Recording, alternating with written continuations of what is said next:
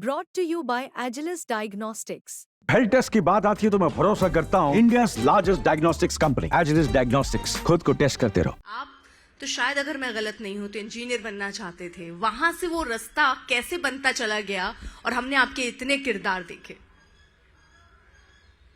देखिए, जन्म पे मेरा कोई अधिकार नहीं था और मेरा जन्म ब्राह्मण परिवार में हुआ, वो भी बिहार में।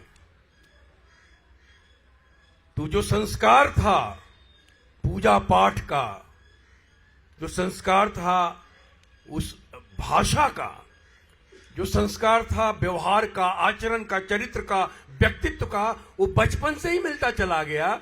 और मैं बता दूं कि मेरा जो जन्म बचपन है उसका 5 साल हमने गुरुकुल में बिताया है। मैं आश्रम में पढ़ा हूं गुरुजी से, नदी किनारे, गद्दोपुर के रास्ते में, महावीर मंदिर के पास, महुआ, आज वैशाली डिस्ट्रिक्ट है, तब मुजफ्फरपुर डिस्ट्रिक्ट होता था, बिहार में ये जगह है। तो वो संस्कार था, वो चीजें थी। और वो जब मैं अभिनय में आया तो जागृत हो गई। आए कैसे आप? ये रास्ता ही तो समझना है। इस रास्ते से बहुत सारे यहां बैठे लोगों को रास्ते मिल सकते हैं। अगर हम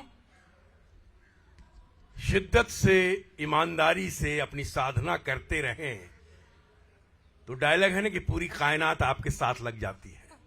तो वही बात है कि अगर ईमानदारी से हम करें, करना चाहें, करते रहें, चाहे वो हमारा अभिनय का कोई भी आयाम हो, चाहे हमारी आवाज हो, चाहे हमारी भाषा हो, हमारा उच्चारण हो, हमारा डायलॉग डिलीवरी हो, संवाद अदायगी हो, हमारा मॉड्यूलेशन हो, हमारा इंटोनेशन हो, हमारे पॉजेज हो, हमारे छोटे पॉजेज हो, अल्प विराम हो, दीर्घ विराम हो।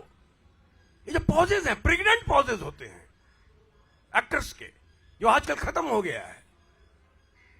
कि ऐसा सन्नाटा छाया मंच पे और ऑडियंस सन्न है, एक भी शब्द सुनाई नहीं दे रहा है, लेकिन एक्टर के परफॉर्मेंस ने बांधा हुआ है। That is called pregnant pause. ये वो पॉज है एक्टर के लिए अभिनय में, जो प्रेगनेंसी के वक्त एक महिला का पॉज होता है। अब ये अध्यात्म नहीं तो और क्या है? तो अभिनय में ये सारे आयाम अगर आप उसका विश्लेषण करने जाएं और करते चले जाएं तो सारे आयाम आध्यात्मिक है। नाट्य शास्त्र में, और नाट्य शास्त्र को अगर उजागर किया जाए तो पूरा अध्यात्म ही है।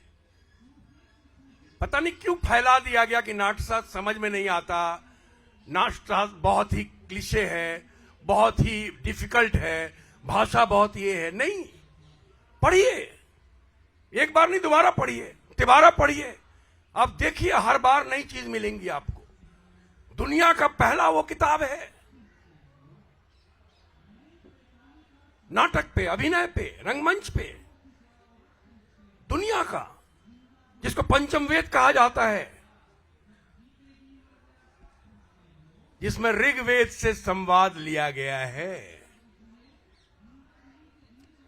ऋग्वेद से संवाद, यजुर्वेद से अभिनय, सामवेद से संगीत और अथर्ववेद से रस। ब्रह्मा जी रचित ये पंचम वेद है, ये अभिनय, ये नाटक। तो ये ऐसे नहीं है। हमने इन चीजों को दबा के रखा हुआ है। कहीं ना कहीं हर एक्टर के अंदर वो सारी बातें हैं और उस साधना में है, वो प्रैक्टिस में है। वो जितने बेहतरीन एक्टर हैं सब कहीं ना कहीं उस प्रैक्टिस में हैं, डायरेक्टली और इनडायरेक्टली, चाहे उनको मालूम नहीं है लेकिन हैं वो।